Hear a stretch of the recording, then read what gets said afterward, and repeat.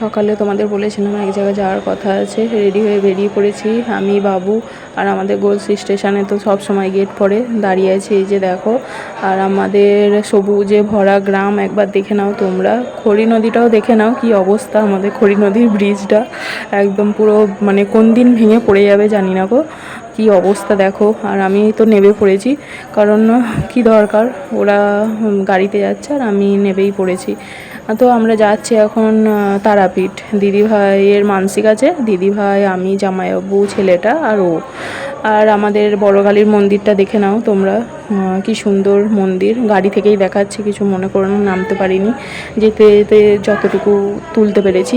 তো এই যে দেখো যাচ্ছি এখন, হাওয়া খেতে খেতে, এত সুন্দর হাওয়া দিচ্ছে। তো আমি, বাবু, ও গাড়িতে, বাইকে যাওয়ার মজাই আলাদা একটা, বলো। ট্রেনটাও চলে এসছে, ট্রেনে উঠে পড়বো। ট্রেনে উঠেই তো বুঝতেই পারছো ট্রেনের খাবার শুরু। এদিকে মানে ওই ঘটি গরমের মতো কিনেছিলাম, আর বাবুও ঘুমিয়ে গেছে এদিকে। এই যে দেখো বাবু ঘুমোচ্ছে, দুপুরে ঘুমোয়নি বলে ঘুমিয়ে গেছে। আর ও কী খাবো করছিল, তো ওর জন্য গুড় বাদাম নিয়েছিলাম, পরে উঠে খাবে, তো সেখান থেকে আমিও একটু খেয়ে নিলাম। তো ওর জন্য রেখে আমি খেয়েছি। এই যে দেখো এই পড়েছি স্টেশনে, এবার যাব, অটোতে যাচ্ছি, পরের ভ্লগটা পরে আসছে।